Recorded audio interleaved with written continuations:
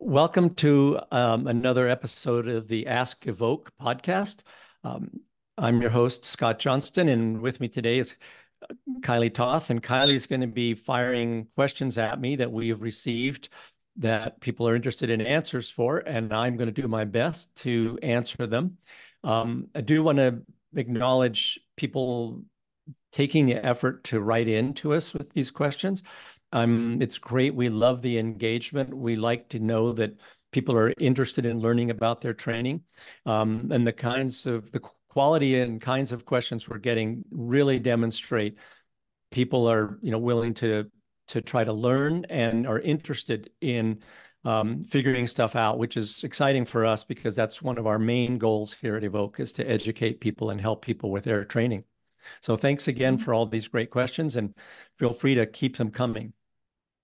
Well, Kylie, should we dive in? Sounds good. Thanks, Scott. And I just wanted to mention, if you have a question for next month, just DM us on Instagram or email coach@evokeendurance.com and we will answer them monthly here. So our first question we have is, how do you minimize / fix Hagland deformity while in the middle of a train up? Not worried about short-term more than long-term effects. And Scott, maybe you can explain what this is for people who don't know as well. Yeah, it's a really painful bone growth that occurs on your heel bone. And it's usually caused by your shoes rubbing right on where the Achilles tendon attaches to the heel. And the bone grows underneath that from the kind of the rubbing and the pressure. And as a bone gets bigger and bigger, it gets more and more painful. It's kind of squeezing the tendon, the Achilles tendon, between that new bone growth and your shoe. I can speak from personal experience, having had this sometime back in the 80s, is really painful. So this is I don't know how many people suffer from this, but I think you could say that it normally comes from your shoes not fitting well. And when I got it, it was from some cross-country ski boots that didn't fit me very well. And yet I was, training twice a day, every day, and those things. It really flared up for me starting in the fall. And it got so bad, I was, I didn't know I could barely get my shoes on. And they can be treated surgically, but I think that's a last resort. I don't think you need to do surgery. And I'll explain what I did, and you could try this out, and hopefully it would work for you. Was I took my ski boots and I cut on the inside. I cut out the whole heel area, including the heel counter. Now, if you don't know what a heel counter is, almost all shoes have a kind of a cup-shaped hard piece off. It can be everything from cardboard to plastic that forms the heel cup in a shoe. And that's called the counter. And it's in between the outer layer of the shoe and the layer that your foot rubs against. And so you have to cut away the lining of the shoe. Don't destroy it, but just slice it open, and you can get inside. And what I did was I cut away with a razor knife. In my case, I think it's been a long time, there was some kind of cardboard, and cut those heel counters away. I think I just had it on one foot, actually. But I cut the heel counter down so that it didn't put pressure on my heel anymore. And then I think I probably used glue or duct tape or something like that to patch up the lining of the shoe. So you might want to give that a try, because you're in the middle of, say, a buildup, and you can't just stop training. Another thought is to, maybe the shoes you've got just don't fit your heels well. And you might want to try some different shoes. And there are shoes out there that don't even have heel counters, and they're really soft. In fact, some climbing approach shoes purposefully do not have heel counters, so they can be smushed flatter for easier carrying. Like a lot of times, you'll tie your shoes onto the back of your harness for a climb. Well, these things swoosh down really flat because there's not much structure to the upper part of the shoe. Now, they're probably not the greatest shoes for running, but that might be a way to eliminate some of this, the pain you're dealing with. Other than, I would say ibuprofen, anti-inflammatories are going to be a part of you're going to have to use that as part of your treatment. Icing, I found, helps as well. But Yeah. I think surgery on your shoes is probably the best thing. Yes, Scott, just for other people who have this or other foot issues, what did you get this advice via your own trial and error, or what's your go-to, like physiotherapist or sport med or podiatrist? What do you? This was long before the internet. This is in the 80s. So I didn't have access to any of that kind of knowledge. There's probably stuff on the internet about it now. I had to figure it out on my own. I mean, I didn't go to a doctor. I didn't go to a physical therapist or a podiatrist.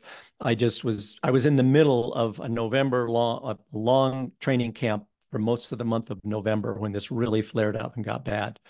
And so I was desperate to try to fix it so I could keep skiing. And that was what I came up with. So I'm not guaranteeing it's going to work. And there may be other information. When this question came in, I actually Googled Hageland's deformity. I didn't even know the name of it actually when I had it. And almost all of the references on the internet steered you towards surgery.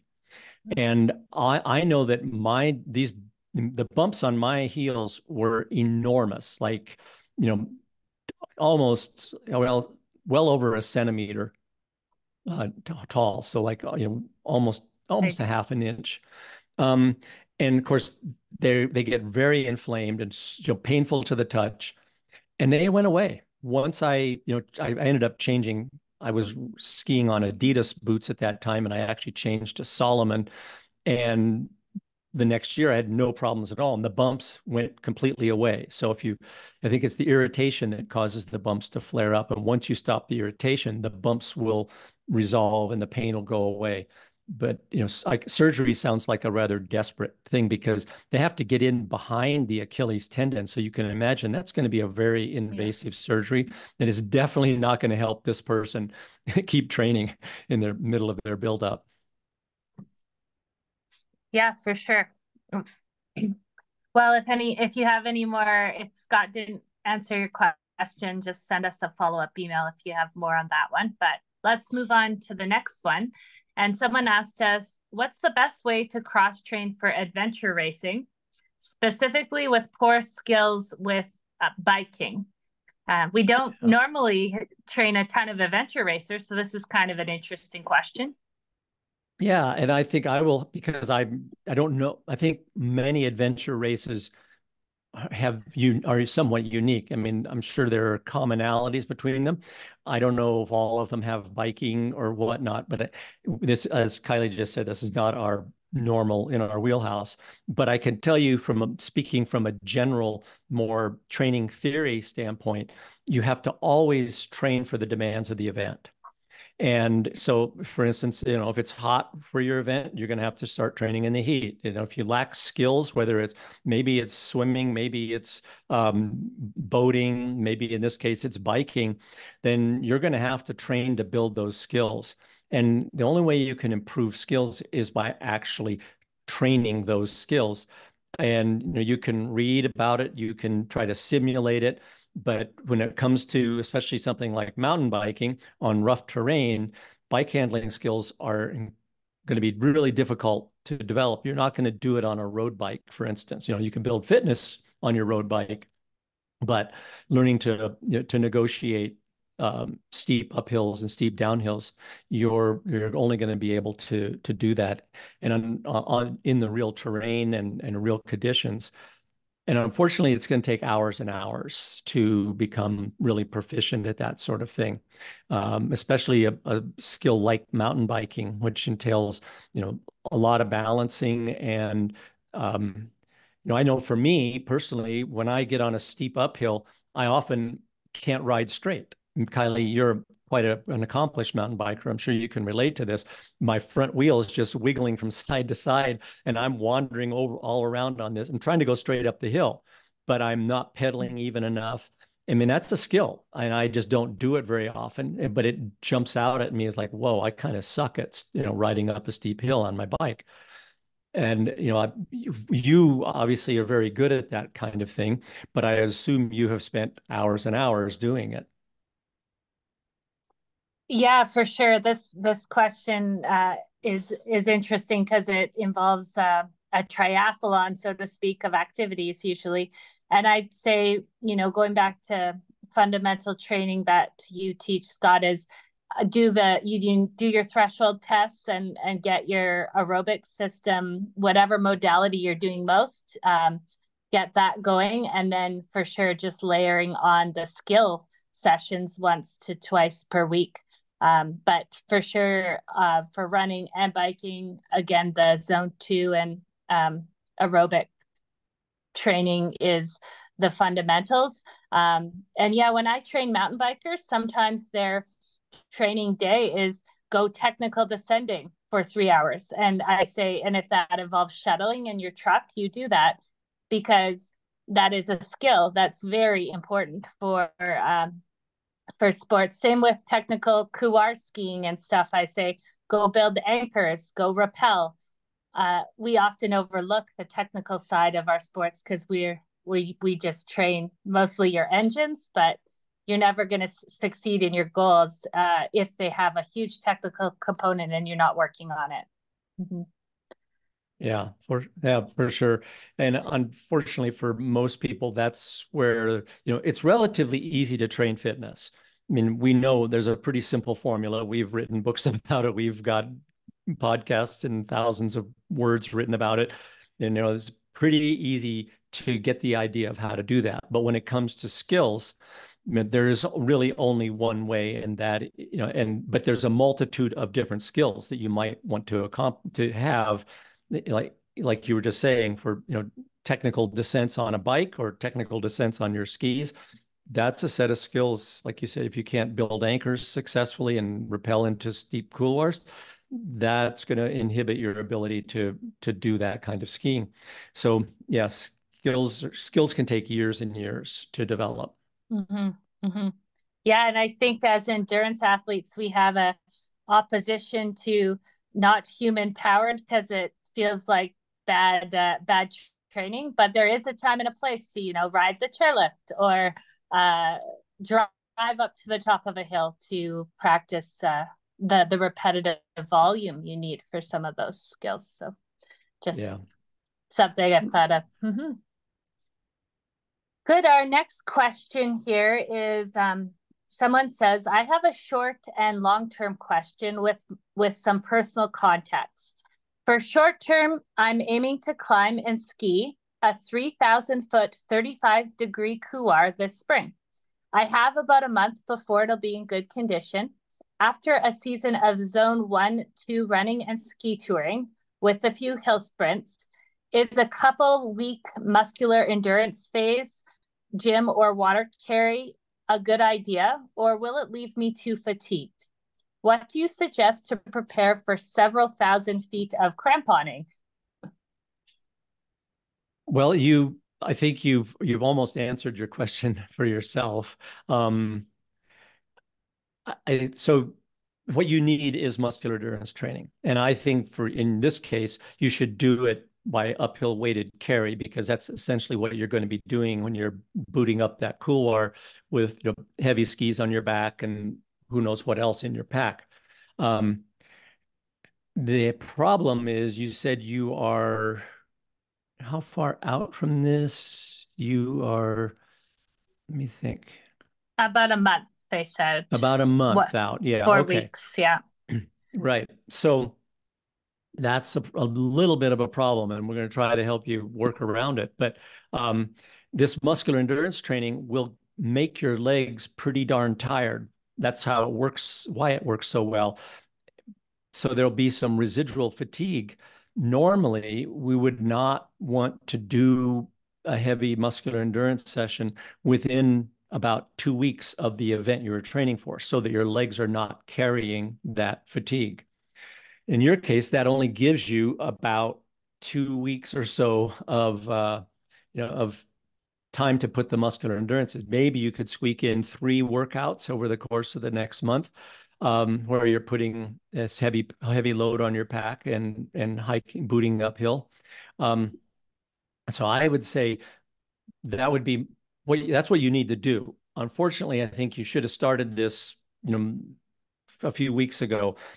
We see really good results when people can get in, 4 to 6 weeks at least of this muscular endurance training. You'll notice benefits after 1 or 2 of these workouts, but you'll really see big gains when you've done 6 or 8 week block of this sort of training. And we've gone out as far as, I think the longest I've trained somebody this way is 16-week block.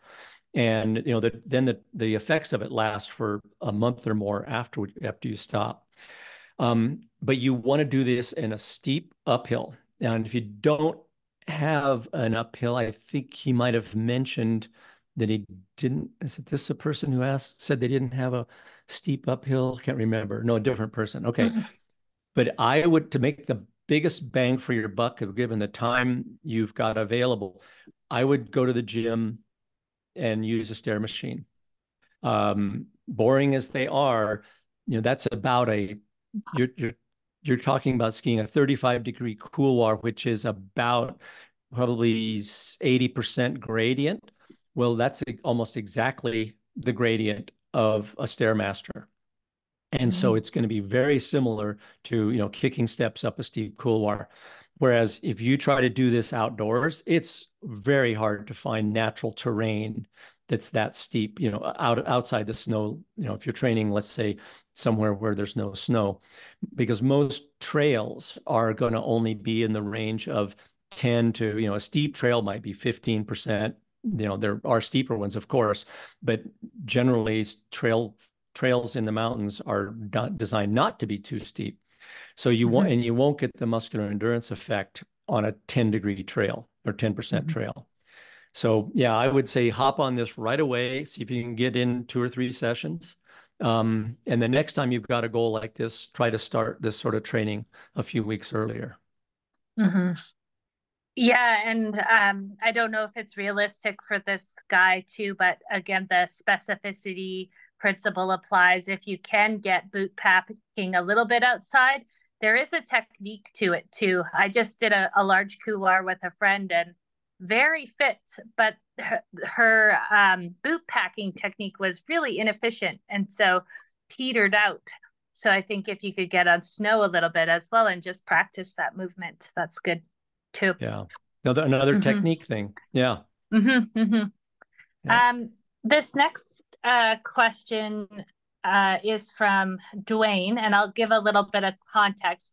Dwayne says he's 43 years old. He's 6'2" and 245 pounds, with a self-proclaimed dad bod, so kind of a power lifter. But he loves mountain sports. He says he's been aerobically training for 4 years with 1 or 2 4 to 6 month training cycles per year. The last 2 years, he's been road and trail running 4 to 6 hours a week with ski tours in the winter up to 16 miles on rolling terrain. And every 2 weeks, he does about 2,000 to 5,000 feet skimo racing. And he is asking, he says he finished an 8-week gym ME period in December, but hasn't been doing muscular endurance since. And his question is, my aerobic capacity has grown greatly over the last 2 years of consistent training. I train about 90% in zone 1, 2, and 10% in zone 3 to 4. I feel my biggest limiter for skimo racing is my ascent rate. I currently average 1,000 to 1,500 foot gain per hour over 3,000 to 5,000 feet vertical. What can I do in the off season to boost my ascent rate to 2,000 feet per hour? I already have the lightest setup I can afford. My thought is maybe I need to add zone 3 tempo runs or hill sprints each week, plus a few big elevation gain hikes. Scott, I think this is a really common question for people. So this is a good one. Yeah, I agree. It is. How do you go uphill faster? And those things you suggested Dwayne, about adding some zone 3 running, hill sprints. Those definitely will pay off. But in terms of the return on the time invested, this muscular endurance training, and especially doing it in a very specific way, with a weighted pack on, hiking steeply uphill, that's going to transfer so quickly and so well to skimo, or even running and hiking in the mountains, that it's like I would do that first. I would try to get that in your case. If you're doing this in the off season, preparing for next ski season, you have the opportunity to get in at least a couple of 8 to 10 week cycles of one heavy weighted carry a week. And if you do that, and as it progresses and your work capacity increases, then you could probably start later in the summer adding some zone 3 running. The hill sprints could stay in the program even starting now, but you might find initially that these muscular endurance, like if you do an hour hiking steeply uphill with, you're a big guy, Dwayne, at 245. So to get the muscular endurance training effect, it is entirely likely that you're going to have 60 to 80 pounds on your back, which is a bit of a pain because it's hard to get that much weight on your back, actually getting it off the ground and down to your back.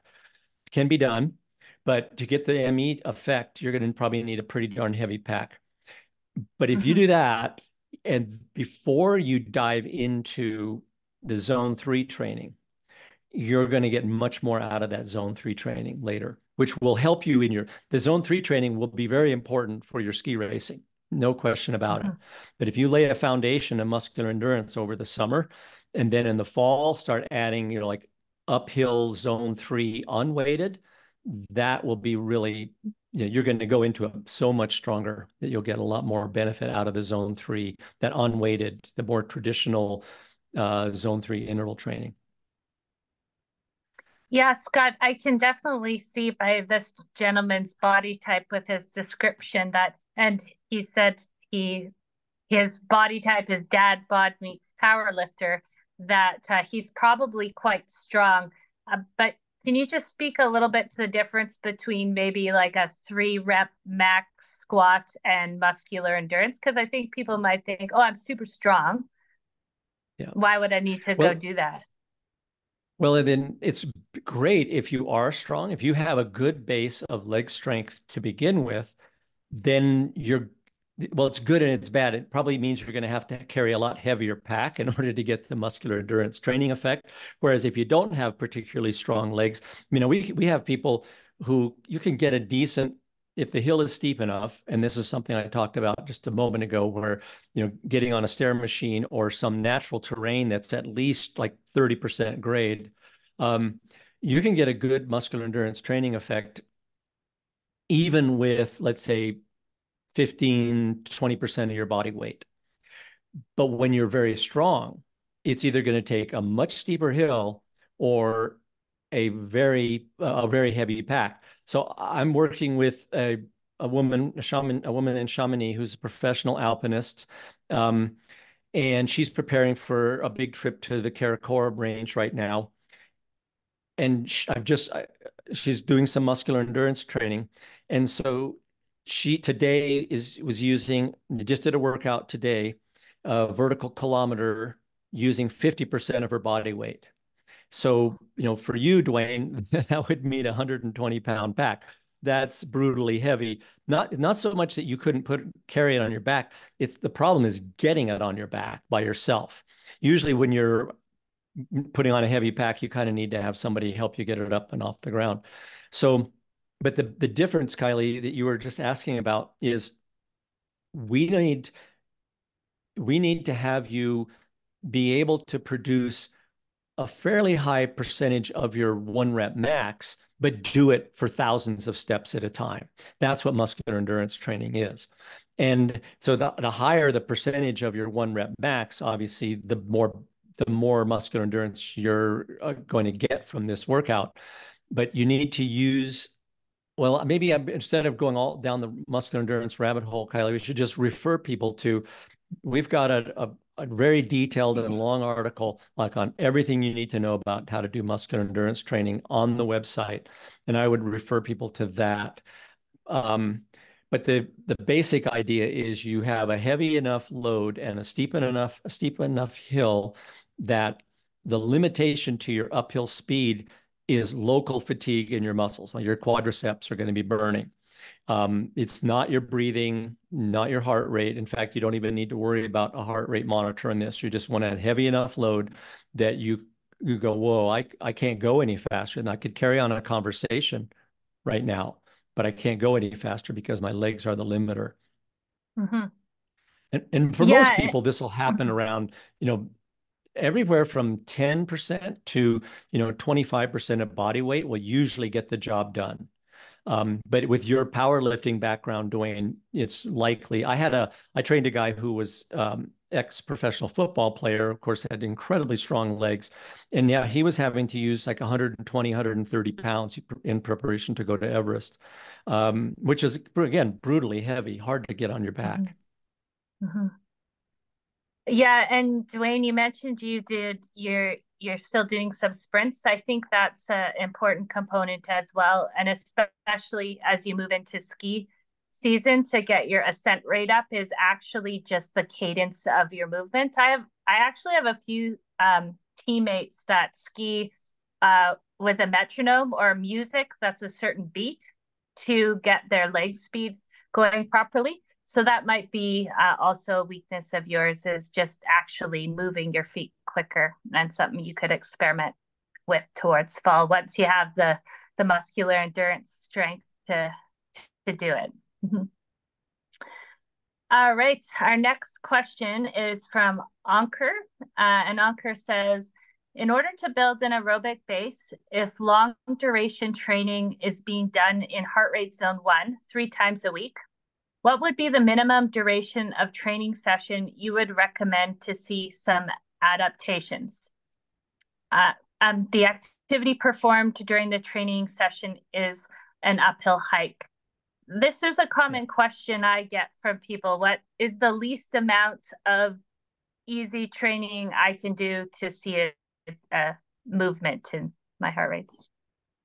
Well, and that's going to depend entirely on the fitness base of the individual athlete.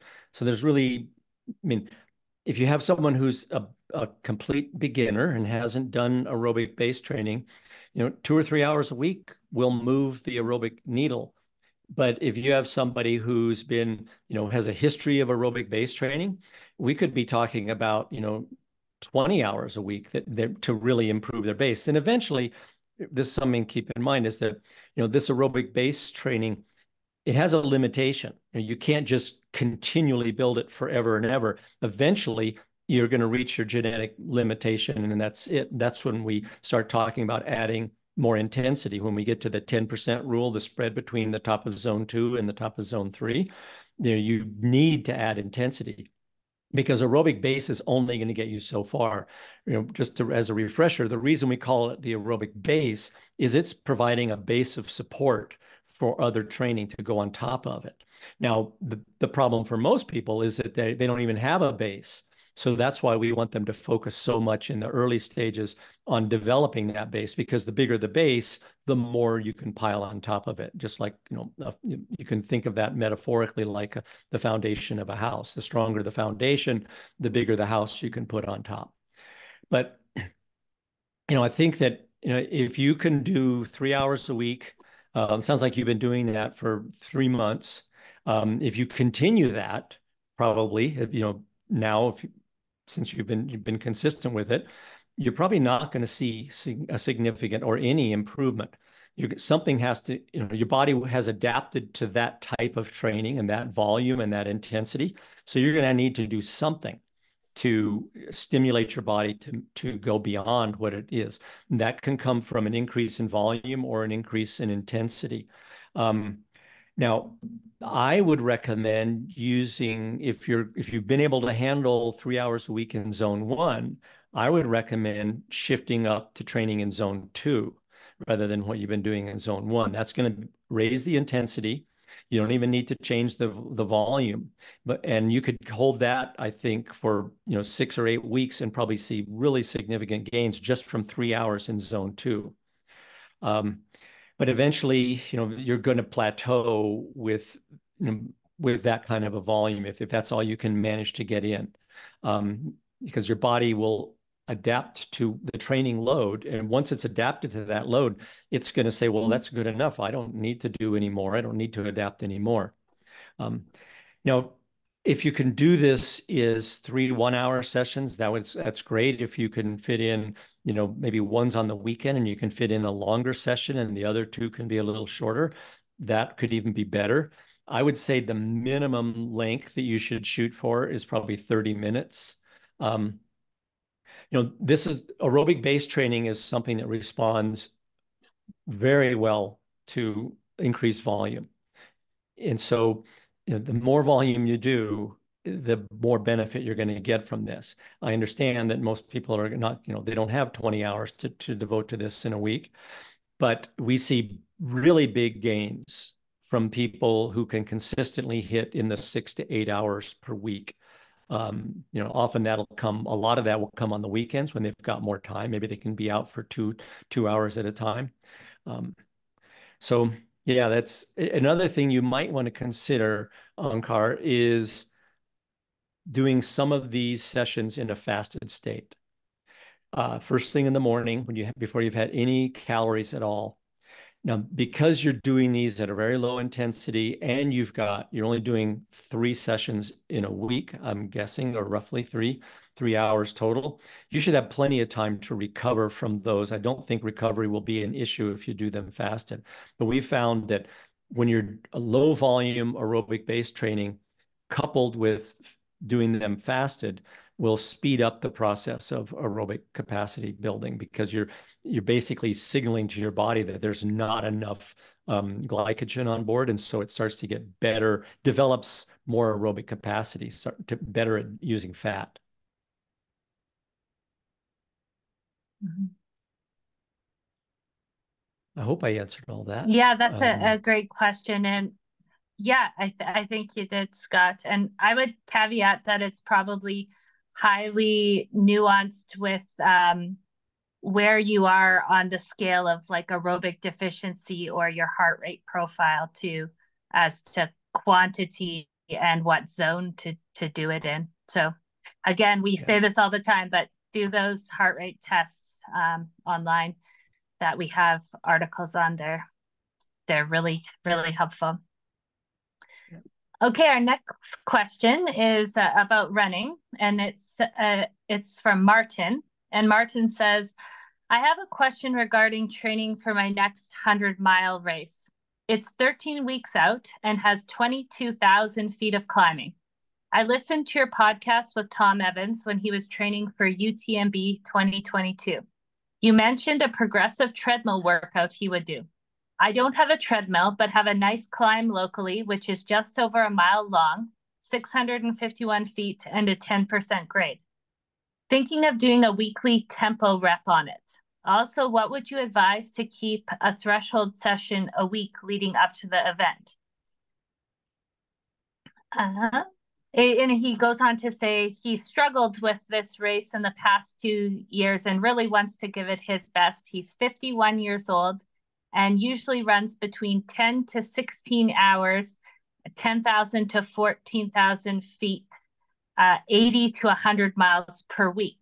So he has quite a volume. That's a great base there, Martin. Well, and if you can handle that kind of volume and that much vertical, then, and you clearly have been training like this for some time, because not many people can, you haven't just jumped into this last year and suddenly you're running 80 miles a week. So you've obviously got the base, but I think what I'm reading between the lines here is that the base isn't enough anymore. And especially when it comes to races with a lot of vertical in them. And so I'm going to talk about muscular endurance training again here. This is sort of what Tom was doing and still does today. So, well, by the way, thanks for your best wishes. You said sent your best wishes for this year's UTMB for Tom. Thanks a lot. Hope so far training has been going very well for him. We're still a long ways from the race, but we'll see how things go. But doing the uphill tempo running, like those mile repeats that you're talking about on a 10% grade, that's definitely going to help. That will be a good addition to your training. But I think you should consider adding weight to this type of training. And so it doesn't need to be like I was just talking about for mountaineers, where you're going to put this brutally, or in this case, a Eskimo person, where you're going to put this brutally heavy pack on your back and slog uphill as quite slowly. What I found with runners is we can use a much lighter weight, 10 to 15% of grade, of body weight is often adequate. And then because then it's light enough, it doesn't really mess up your running technique. So you can run pretty much like you were running normally, but now you're going to have a significant added resistance. And what I've done with this, you could do repetitions on that hill for sure. I would encourage you to find some steeper terrain, or once again, to use a Stairmaster for some of these workouts early on. Building a base of that kind of specific uphill muscular endurance training will transfer over extremely well to when you start running up a 10% grade. So I would say I would start now if you're out. When is the race? I'm looking to see. It's 13 weeks. Okay. So I'd start with 6 weeks of one time a week of weighted kind of, I'm going to call it zone 3. That's the feeling you're going to get, although your heart rate may not be in zone 3 because the weight may make your legs more of a limiter than your heart rate. And you could, if this hill is all you've got, I would do reps on that hill, and start with like 3 or 4, let's say 10% grade.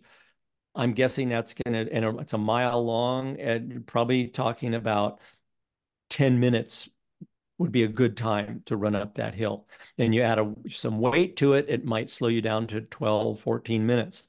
So let's say you do 3 times, 14 minutes or whatever that mile has, with 10% of your body weight, jog back down or walk back down in the meantime, and then work your way up, if you can, to something longer. I don't, in your case, if you're limited to that hill, I guess I would be inclined to say, maybe you start at 10% of your body weight, and the way you progress this, you can't make the hill longer than it already is. So you could add more weight. Maybe you bump it up to 15 or even 20% of your body weight.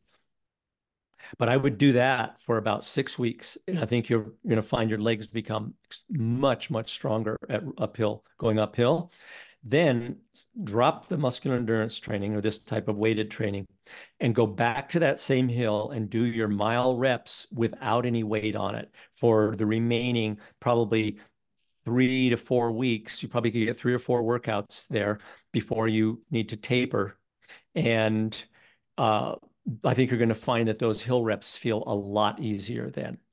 I would also do them no harder than what we would call zone 3, real zone 3 training. So it should be comfortably hard, but not super fatiguing. But building this base of muscular endurance for doing things in the mountains is so important, because most of the time, the thing that slows us down in the mountains is the fatigue in our legs. And if you can offset that a little bit by developing more muscular endurance, and then you take the heavy pack off.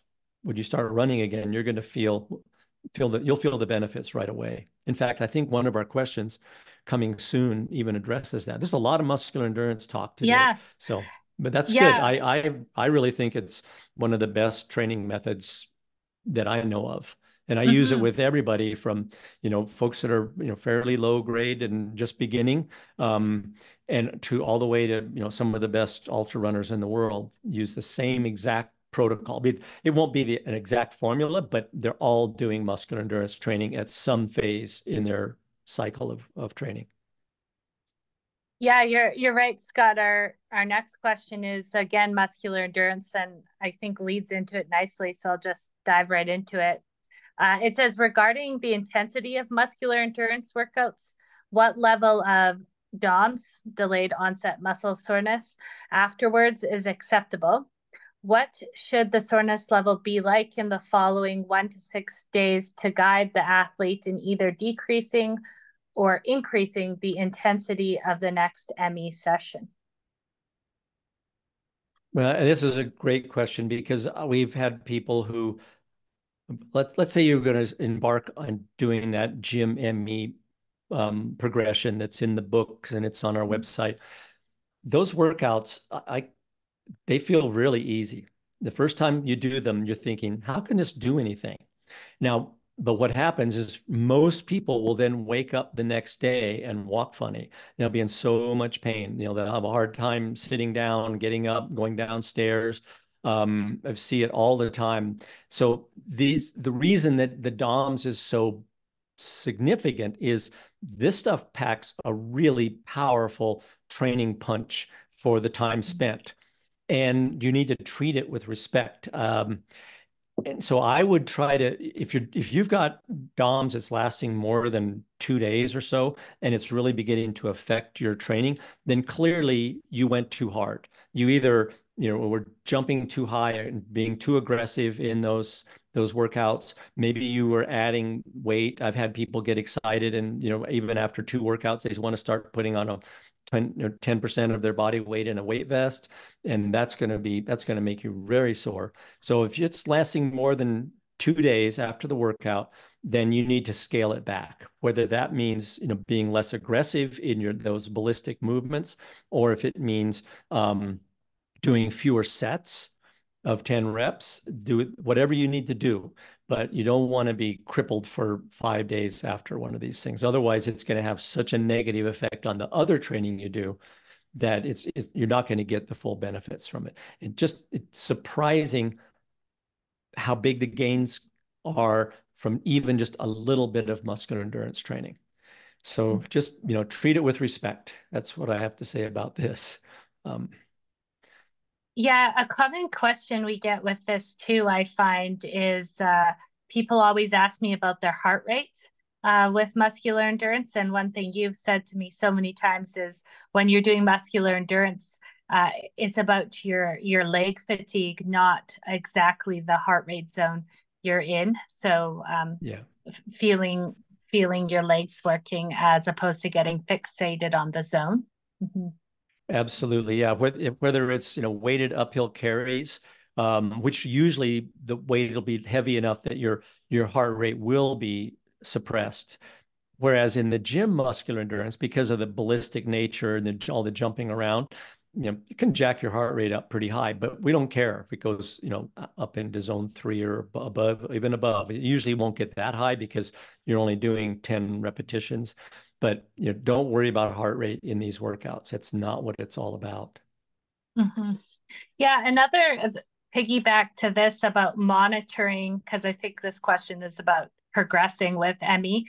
I've had a few clients who are smaller, and they actually find increasing the weight, it's no longer their legs, their physical frame starts to have bad feelings from carrying the packs.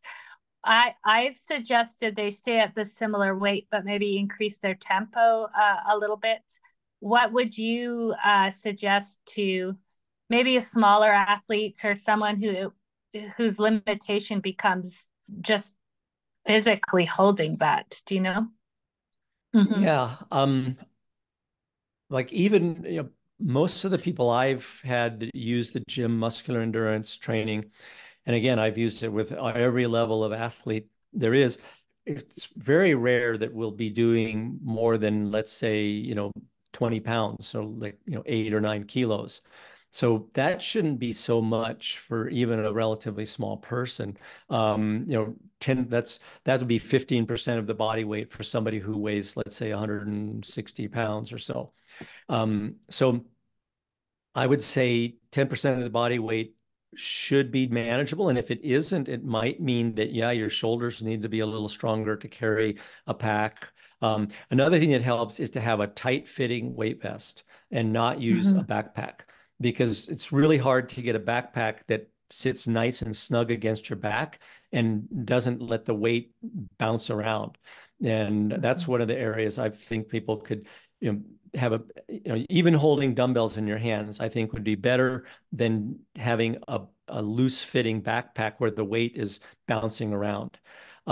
But if the way I would increase the intensity, if weight is a problem for you, is make the ballistic movements more dynamic, more explosive, go deeper in the split jump squat. You know, you can add intensity that way without increasing weight.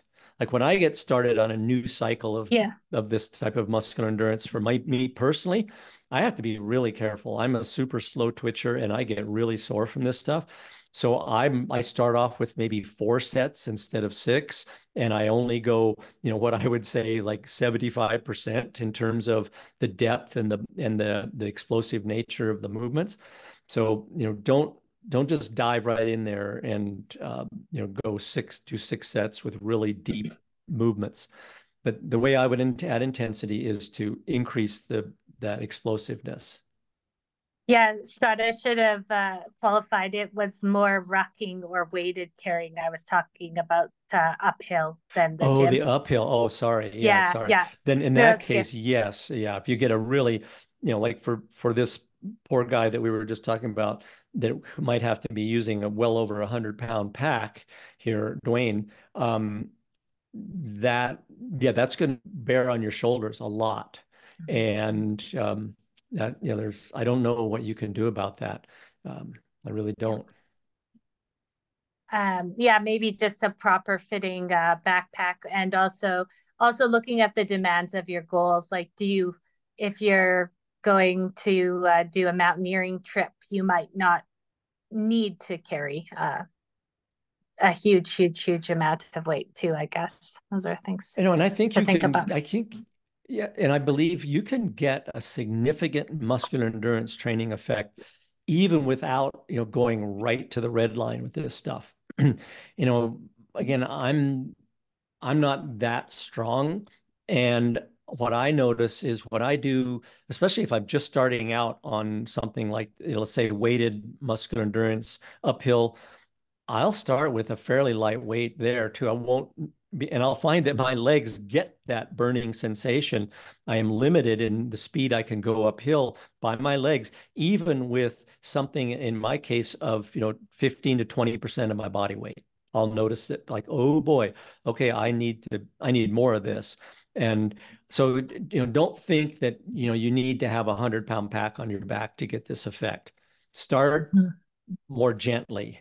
And if you're feeling that kind of low grade burn in your legs and you can tell that your legs are the limitation, then you're getting the training effect. I don't care if it's, you know, 5 pounds or 50 pounds. You know, if you're getting that feeling, then the training is happening. Perfect. Yeah, that's great. Let's move on to another question. We have a question here from Jeff, and he's more tactically minded. And he said he listened to one of Evoke's podcast where Vince mentioned there should be modifications if an athlete's zone 2 pace is incredibly slow. Mine is currently a 15-minute mile. Recent retest after 6 weeks of training, I started at closer to a 17-minute mile. When I run at around 132 beats per minute, this is too slow for me to really road run, so I do most of it on a treadmill. Oddly, when I walk at 4 miles per hour, my heart rate drops to 120. But coincidentally or not, doing a heart rate drift test reveals that this is also the top of my walking zone 2. Just curious on if I should make any adaptations to my training at this point, or if I should just keep trying to hit 8 hours of zone 2 a week and retest in another month or two. Anaerobically, I'm in pretty okay shape. I can run 13 minutes 2 mile. I can run a 13-minute 2 mile. At least I could before I started this style of training. Lift heavy weights, etc. But I would like to be more endurance focused in my physical abilities. And so thanks for your question, Jeff. Really good question, Jeff. And I think it will resonate with a lot of folks in the tactical world. First, I have to, I love your qualifier, like at the end where you said, at least I could run a 13-minute 2 mile before I started this type of training. And there's a lot baked into that comment. And I'll tell you that so training exclusively to build aerobic base in zone 2 will definitely lower your anaerobic capacity. And it'll temporarily slow that 2 mile time. But you shouldn't worry about that because you're going to be able to build that anaerobic capacity back very quickly once you start adding some high intensity into your training, and get this aerobic foundation built. And then I think you're going to be pleasantly surprised at what happens to your 2 mile time. Now, I want to also tell a little story here, that probably, I don't know, 15 years ago, I was coaching a young man who was one of the top US cross-country skiers. And the first thing I did was an aerobic threshold test with him. And this is a guy who I've written a story about this. It's in one of the sidebar stories in training for both, I think it's in both books, Uphill Athlete and New Alpinism book. But this guy had an incredibly high VO2 max, one of the highest ever recorded, 92 milliliters per kilogram, which is stratospheric. There's only a handful of people that have recorded numbers over 90.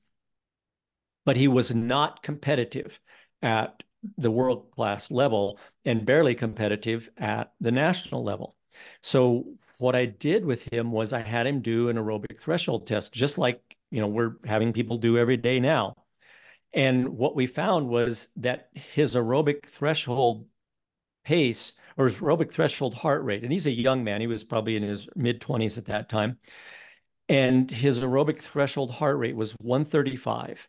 And his aerobic threshold running speed was about an 8.5-minute mile. Now, that seems fast for people, but remember, this is a guy who's trying to compete at a world-class level.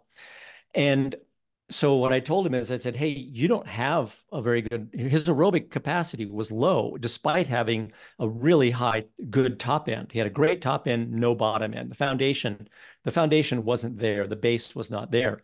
So I had him just doing aerobic threshold running for several months. And he made this comment, and he's kind of a big deal in the town he lives in because he's, racing on the World Cup and that sort of thing. And he said, I want to put a bag over my head when I go out running because I'm running so slowly. So Jeff, you're not alone in feeling weird running that slowly. Now, in his case, 4 or 5 months later of just base training with him, his aerobic threshold heart rate had moved from 135 to 165, and his aerobic threshold running pace had dropped from an 8:15 mile to about 8:30 mile to I think a 6:15 mile. So huge gains. Now, granted, he had a lot going for him genetically. His house didn't need to be completely rebuilt. We just needed to remodel the basement so it would support the hard work. Anyway, in your case, Jeff, it's awkward to run 15-minute mile pace. The reason is that, and your heart rates show this when you said walking at a walking at a 15-minute mile pace gives you a lower heart rate. Now, that's because walking is more efficient or more economical than running at that pace.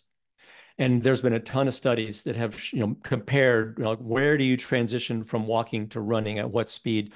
And it's typically found that around 12, 13-minute mile pace is when it becomes more economical to begin to run. And of course, this is also going to depend a ton on lots of other factors for the individual. And I once heard a really famous coach who works with a lot of elite Kenyans who called a 6-minute mile pace stumblingly slow. Now, most of us can't currently comprehend that, but so if you're, if you're a really well-developed athlete, yeah, a 6-minute mile is going to feel pretty slow for you. So thing you should keep in mind, Jeff, is that just in 6 weeks, you've already dropped from a 17 to a 15-minute mile pace at 132 heart rates. That's a big improvement in just your aerobic base capacity already, and it's going to continue. We often call this period of building that aerobic base the patience phase, because you just need to be patient with it. You've got to put in the time and keep the intensity where it is. In your case, probably right around 100 and low 130s there, and you will continue to see that. And I suspect in another 6 weeks, you're going to be down in the 13-minute range already, and then running is going to feel more normal to you and not going to feel awkward. And the only change I might recommend is to begin to add either or both of these. One is some strides into one of your normal easy runs. Toss in 5 or 6 or so 15-second accelerations. Don't have to be full sprints, maybe just up to your 2-mile pace, what feels like your 2-mile pace. And these should be fast, but they don't want to be relaxed. You don't want to feel like you're forcing these. And do those once a week if you can. And the other thing I would do would be some hill sprints. There's quite a bit written about those in the books and on the website, but hill sprints combined with some strides, that'll help keep some of that anaerobic capacity, so that it'll help maintain it a little bit. So you're not going to completely lose that. And you may find it actually helps you run a little faster on your easy runs, because you're going to be gaining some strength, and that will increase your stride length. So anyway, I think you're doing great with this. Don't give up. Just keep doing what you're doing and add these couple little spicy sessions in each week. Yeah, I think that's great advice, and it does feel tedious in that phase for a lot of people, but just sticking with it and checking that ego at the door and just following the process is huge. That must have been hard for your Nordic skier at that Oh my level. gosh. So Yeah, it was that that's would why have he been, said he wanted to put a bag over his head when he went outside to run. He yeah, also ended up doing a lot of running on a treadmill just because he didn't want people to see him running so slowly. But it fair ended up enough, paying fair off. enough. The next, just we Yep, put a base under his training, and the next year he was at the Olympics. That was all that was amazing. missing, is That's that one piece of his training had incredible. not been there. Yeah. Yeah, yeah. Good. Our next question is a runner, and his name's Daniel. And he says he's been following the training for the uphill athlete for the last 3 years. And he comes from a powerlifting background and has seen amazing progress and is feeling ready to run the Zion 100K in 2 weeks' time. My question comes from a heavier runner. His height is 6'1" and his weight is 190 pounds for the last 2 years. He's wondering how to approach losing weight while trying to continue to perform well, as he thinks being a bit lighter would help him pursue his endurance goals. He says, however, I know injury risk goes up while dieting in a deficit and pushing training. Would love to hear any thoughts on this when it comes to how you coach this, if weight loss is a goal, or do you treat it just as a side effect from increasing training volume? And he says, thanks for creating and supporting the free content in this awesome community. Well, thank you, Daniel. It's a really good question. And I think this whole weight thing is kind of an elephant in the room of ultra running. And I think actually in many sports, endurance sports. And so I believe that your body is going to find the right weight. If you're training significantly, if you're training enough to consider running, a 100-kilometer race, then your body has probably kind of figured out what it needs. I'm not a fan at all of dieting to lose weight. Um, for someone in your situation. I mean, obviously there are people who do need to diet and lose weight or change their diet, let's call it, not calorie restriction, most often just changing what they eat and when they eat it. But for long-term health and long-term gains in your training, I really think that the weight loss will come about as an effect of your training rather than trying to have the weight loss drive everything else. You would probably see short-term gains if you went on some kind of calorie restriction diet and dropped 10 pounds. But I think that would come along with, increased risk of injury and overtraining. You probably would notice your recovery wouldn't be as good. And then if you keep up your running, you come from a powerlifting background. So obviously a lot of this 190 pounds is big muscles you develop from powerlifting. Keep running and that muscle mass will begin to shed away, because endurance training has a negative impact on this, what's called the mTOR signaling pathway, which is that's the hypertrophy signaling. That's the message that your muscles get to become bigger. And endurance training tends to down-regulate the mTOR signaling pathway.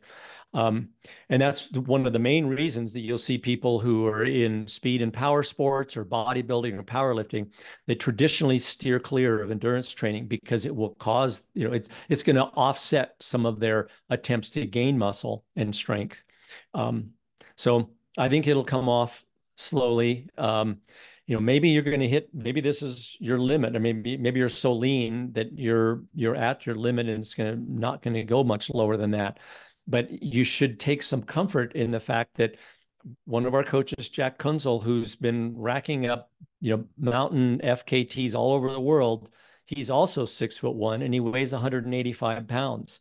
And he manages to do very, very well going uphill. So it can be done. So don't feel like, just because you're 190 pounds that this isn't going to work for you. Yeah, Daniel, I feel for you because I was a similar body type. I was a short track speed skater before and had absolutely tree trunk legs, and running 5 kilometers felt like an elephant. And but the thing I would say is it takes longer than you want it to. It took a number of summers to sort of transform my body into more endurance and lean out my quads a little bit. But the thing I always focus on too is what Scott says, it's the strength to weight ratio. So it isn't necessarily that number on the scale. It's the optimal, your body weight and how much strength you have to move that. So that's a huge component, and totally agree with you, Scott. Your body will do its thing. Avoid the diets, and be patient. That would be my advice. Yeah, for sure. Yeah. Yeah. It's unfortunate. I mean, I was actually having a conversation just yesterday with another coach about eating disorders, especially among women athletes in endurance sports, and especially in the mountain running community, because being lighter will help that power to weight ratio, at least in the short term. The problem can be with people who take it to the extreme and become, anorexic or bulimic, is the long-term health consequences are so terrible. And I think people are not paying enough attention to that when they start starving themselves. And, when you think about, yes, you're going to have this amazing athletic career potentially through your 20s. Well, then what's going to happen? You're still going to have another, 50, 60 years of life to live. And if you've wrecked your body, and some, these kind of eating disorders can play havoc with many of the systems in your body, that's going to make those next 60 years tough. And I think people need to keep that in mind. You can perform well at a healthy weight.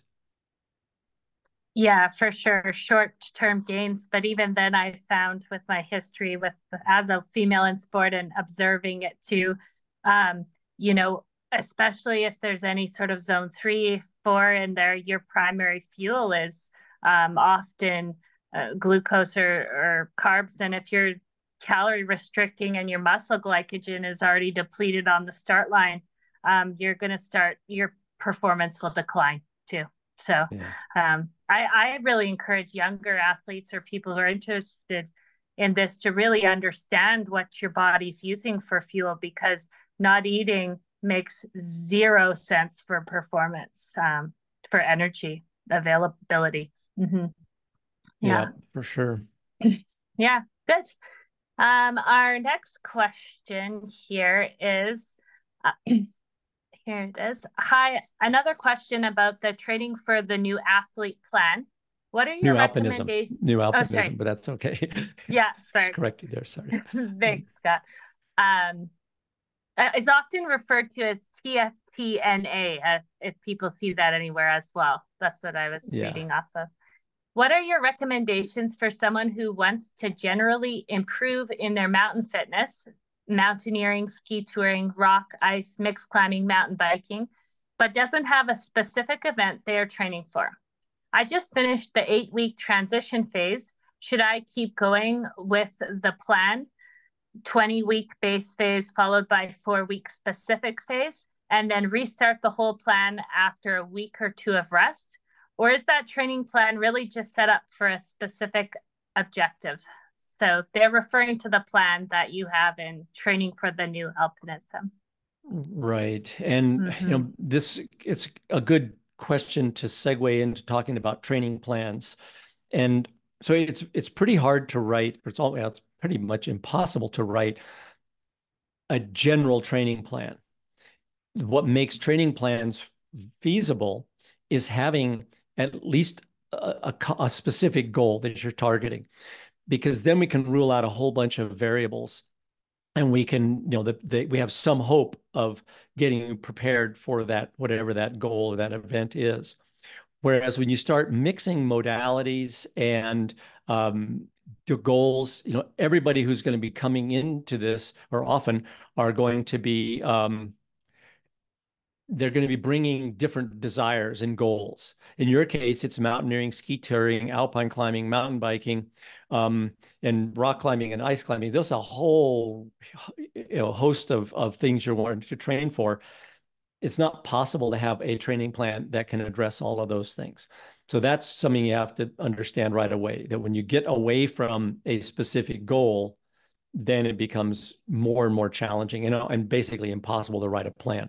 But what you can do is take some comfort in the fact that, mountaineering, ski touring, especially alpine climbing, stuff that has a big approach, and your mountain biking, all of those are going to benefit from a high volume of aerobic capacity based building training, and adding in some intensity now and then. All of those will, benefit from that. So even if you're, skinning uphill a lot, that's going to pay off to improve your mountaineering. Now, mountain biking is a little different, and because it's, not a weight bearing sport, it's a little bit different, but it's still going to benefit from improved aerobic capacity. So keeping on track with that 20-week base period, yes. And maybe in your case, you want to just mix the modalities of your endurance training. Now we're probably getting out of the ski touring season for you, so maybe it's going to be more mountaineering and mountain biking that you're doing. But I would just keep on that track with that 20-week phase. But I would say for the skill and strength sports like rock, ice, and mixed climbing, we've talked about technique today. Those are going to be highly dependent on improving your technique and improving your strength. So the good news is those can be trained in concert with endurance training. However, if you're going to be doing, let's say, a technically demanding training session, or a session that, like, let's say you're going to be going to do a bouldering session in a climbing gym, you'll want to do that when you're pretty fresh. You wouldn't want to have just finished a 3-hour run or mountaineering workout of some sort, like a muscular endurance uphill weighted carry, since we've been talking about muscular endurance today. You wouldn't want to do one of those in the morning and in the afternoon expect to boulder hard. The fatigue you're going to be carrying from the endurance session will negatively affect your ability to train high power. So if you're going to do high power work, they should be done either in the morning before you do the endurance in the afternoon, or on a day when you're more recovered. But I wish we could write a one size fits all training plan, but I've never figured out how to do it. Yeah, no, I'd also say like as a active coach, we do coach a lot of people that have you without a specific goal, and we enjoy coaching people like that too. So a training plan could work, and what we just focus on is generalized aerobic fitness and strength. And you won't reach the highest levels in any of those activities by doing all of them, but you can certainly, enjoy them and be proficient in them. So, wanted to throw that out there that you don't have to have a giant goal to approach coaching. We're happy to help all sorts of objectives, and even I coach a number of people who their goal is to age gracefully as well. We like those as well. Mm-hmm. So, Yeah. yeah, good. Our stars take the show on the Instagram sometimes because they like posting about it. But Right. all right, our next question is this. John says, I have a question for your next listener podcast. When using heart rate training, I find that my environment has a big impact. For example, running on a cold morning, my heart rate is 5 beats lower for the same RPE level run as my heart rate would be for a midday or evening run in higher heat or humidity. How do you fit that sort of heart rate variance into training? Is it as simple as hit your heart rate zones and ignore pace metrics? That's a really good observation, John. Yeah, that heat has a significant effect on heart rate, and I'll quickly explain why that is. Is that when your core temperature begins to rise, your body is looking for a way to dump some of that heat to keep the homeostasis of your body. It wants to keep you healthy and allow you to continue running. So what happens is the capillaries in the skin dilate, and that shunts more blood to the skin, where and you also start sweating more, but you begin to lose some of that heat through evaporation and also convection, which is the air blowing across your skin. But unfortunately, that extra blood being shunted to the surface of the skin leaves less blood available for the working muscles. And the heart responds by increasing its output. And the easiest way for it to do that is to increase the number of times it beats in a minute. So your heart rate goes up. Now, how you respond to this depends on obviously the temperature and the humidity, as you've undoubtedly noticed, but also how well heat acclimated you are. And if I were you, I'd try an experiment where you are training at your normal heart rate zones on a hotter day and see how it affects your recovery. Because if you can train at a higher heart rate zone and still recover, then I think you're going to get more benefit from that for sure. But you'll also find, I think, if you do this as we're moving into warmer weather, at least some places are, not around here where I live, but moving into some warmer weather, you'll begin to notice that those hot days don't take as much out of you. And the way our body adapts to training in hotter weather like that is it increases the plasma volume. You get more fluid in your body, more blood, essentially, and you handle the heat better. So your heart doesn't have to increase as much when it gets warmer. So you will acclimate to this if you train in the heat. So you have two options. One is to suffer a little bit and train in the heat and get a little more adapted. The other is to just go out in the morning when it's cool and not deal with that if you can. But I don't see any reason why you shouldn't, after in time. It's going to take a week or 10 days to adapt to the heat. But in time, you'll notice that your heart rate doesn't increase as much, or it's not as, it doesn't increase as much when it's hot.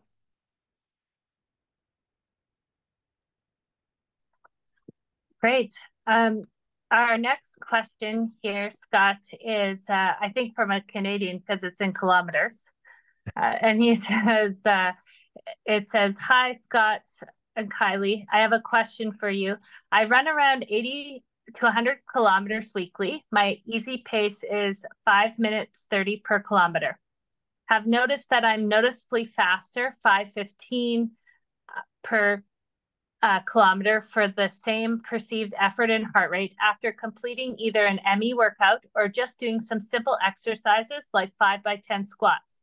The effect seems to last 2 to 3 days before wearing off. Is this something you have come across before? And does this highlight a need for workouts targeting neuromuscular development, muscle fiber recruitment? Appreciate all your work and the team at Evoke. Cheers. It's a good question. It is a good question. And here we are back with muscular endurance. This is great. I love it. So yeah, what you're noticing is an increase. That increased speed for the same RPE means that your running economy has improved. And probably that running economy improvement is coming from an increase in your stride length. In other words, you're spending more time in the air now. You're going farther in what they call the flight phase of running, when both feet are off the ground. And we see this a lot with runners who have used, especially the gym muscular endurance program with its ballistic eccentric loading that it has. And it definitely makes your legs feel more springy. I've noticed this personally, and I've heard other people comment to me about this, that they'll say, boy, I did an ME workout, and then I went the next day and I ran my normal loop. And even though my legs felt kind of heavy and tired from, they could feel that ME workout in their legs, they noticed, oh, I'm, 2 minutes faster to this rock than I normally am. And I'm pretty convinced that this is coming from this increased recruitment, like you mentioned there, that is it a neurologic thing? I think it is a neuromuscular. Your brain's getting better at recruiting those muscle fibers, and that's allowing you to have a longer stride length. And I'm sure it could happen from these sets of squats you're doing. Similar thing. I've not experimented with that, and I haven't heard that kind of feedback so much from other people. But I would say it's highly likely that, yeah, you'd see a similar thing. Now, you could also get a somewhat similar effect by adding strides and hill sprints into your program, but I don't think they give the effect as rapidly or quite as pronounced as that gym ME program that you're talking about doing. So keep that up. I agree with you, Scott. Going back to my skating days when I was a sprinter under kind of 1 minute, I swear by box jumps. The day before, 2 days, they just made me feel really explosive, or band work, when your coach holds you and you kind of run. And I do think that it's that mental connection that's reinforced there that makes you feel the neuromuscular kind of thing, which is so fascinating. Our brains are amazing. Yeah. Well, and you think about, running at these intensities that most people run. If you go out and run for an hour, you're not recruiting anywhere near your maximum muscle recruitment, because you don't need it to run at that kind of an hour-long run is at a relatively moderate intensity. And so the muscle recruitment pattern is fairly subdued. It's going to be mostly those slow twitch fibers, and probably not even all of them are being recruited in order to run at that speed. You don't need that. But then when you wake those faster twitch fibers up and your brain starts getting better at recruiting them, that's when I think you start to see these benefits of that intensity, especially that stuff that's really focused on, that explosiveness. Mm-hmm. Yeah, for sure. And a side note, because I'm the skier side, if skiers are listening to this, same sort of thing with quick turns and movement. Often when you do, I find muscular endurance or some sort of plyometric work, you'll feel more responsive on the slopes. You'll just react quicker, and that sort of brain connection. It's pretty neat. Mm-hmm. Okay, we have another question here, Scott, and it's from Connie, and she is in Boulder, and she says, I have a question when progressing vertical. Would you do the same as mileage, 10% per week, or is there a better strategy? Thanks in advance, Connie. Okay. Um, well, Connie, good to hear from you. So for those of you that don't know Connie, she runs the Alpine Training Center in Boulder, Colorado. Um, and we've had a lot of communications over the years. But this is a great question and with no easy answer. So I'm glad you're asking it because it gives me an opportunity to expand a little bit on this and take it back to actually something we just published a podcast on. So adding vertical is not an easy question to give a simple answer to because it's going to be very different, let's say, for a mountaineer than a mountain runner. So the mountaineer who might just be doing, getting most of it, their vertical from hiking steep terrain, when they add more vertical in their week, it's probably just going to be the distance that it takes to cover that vertical. Whereas the runner is probably using less steep terrain, adding more vertical is also going to come along with probably a pretty significant increase in the distance that they run. So you have to think of both, who are we dealing with here? I don't think it's possible to have to give a formulaic approach like, oh, 10% per week, those kind of numbers that even that I threw out and used in the book is just try to give some kind of a guideline to keep people from, let's say, doubling their distance or their vertical in a week, which you can imagine is going to have a pretty negative effect, at least maybe not in the short term, but after a couple of weeks of doing that, that person's going to really feel that they've ramped up too fast. Their body won't be able to adapt. And so using a number like 10% gets you in the ballpark, but only in the ballpark. And we need to be thinking about, how do we know what the ballpark is? So it depends so much on the individual athlete and how much they can handle, how much they do, what's their work capacity. So I've got people that are training 20, 25,000 vertical feet in a week routinely. I mean, on a regular basis, week on week on week, week after week after week. Now, whether is that genetics, training history, running technique, I don't know. It's probably a combination of all of it, but they can pile it on and they recover well from it. Now, for those athletes, adding on another 10% per week for more than a couple of weeks would probably be really problematic because they're already training a huge volume. Whereas if you have an athlete that's maybe putting in 2 or 3,000 vertical feet in a week, then adding another 2 or 300, that 10% range in, over the course of for 2 or 3 weeks, it's probably not going to be a big problem for them because they're probably already a relatively low volume trainer. And as a consequence, they've got a lot of recovery time between workouts. But now I want to go to the bigger picture of this, Connie, that I think you'll really be able to appreciate. And I think a lot of folks can get something from this.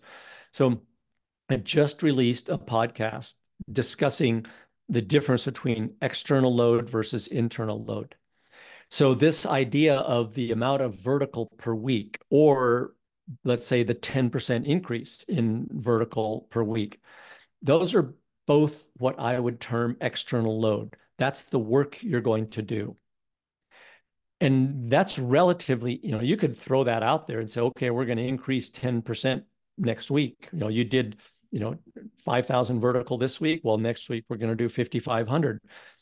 And that's pretty easy to program.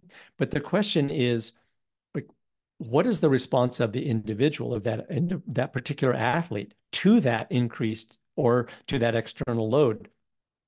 That's what we call the internal training load.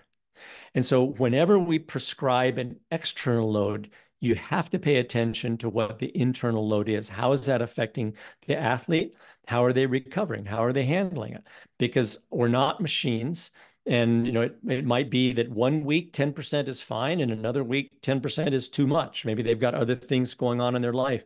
Or Connie, in your case, maybe they came to your Alpine Training Center and done one of those incredibly brutal circuit workouts you had me do the last time I was there that crippled me up for several days. If they do something like that in a week, then maybe they're not going to be able to go out and add much vertical that week. So it has to be, the decision about how much external load to apply to an athlete always has to be coupled with a careful analysis of what the internal training load is. So I hope that helps. I know it wasn't as formulaic and maybe as simple as you were asking for. Now that sounds that's really good advice, Scott, and commonly asked questions.